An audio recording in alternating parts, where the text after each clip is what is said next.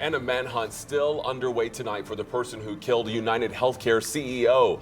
Why Atlanta police are now involved.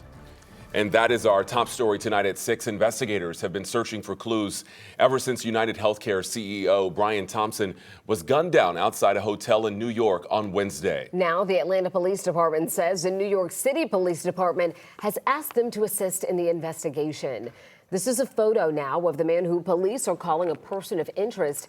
His possible ties to Atlanta now becoming more clear. 11 Alive's Joe Hinkie live for us in downtown Atlanta tonight. And Joe, this connection is related to how this suspect may have traveled to New York.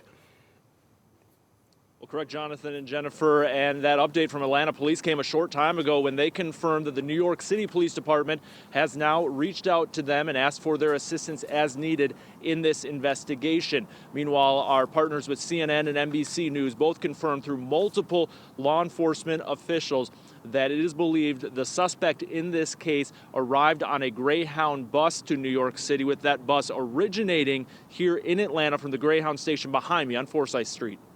Law enforcement officials tell both CNN and NBC News they believe the man being sought in connection with the killing of UnitedHealthcare CEO Brian Thompson may have arrived in New York on November 24th.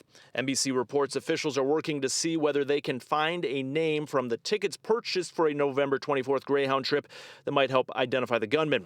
While Greyhound buses depart from downtown Atlanta, they make dozens of stops along the way where passengers can board.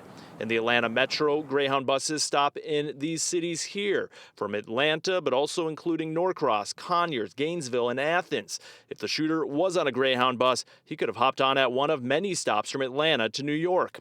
11 Alive today contacted more than a dozen area law enforcement agencies that patrol these cities. Only Atlanta police confirmed being contacted by New York officials. When we reached out to the FBI's Atlanta field office, their email response was short and sweet.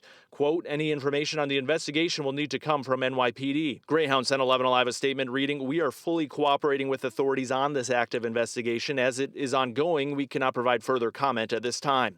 So far, NYPD has released images of a, quote, person of interest police gathered Thursday after searching a hostel on Manhattan's Upper West Side.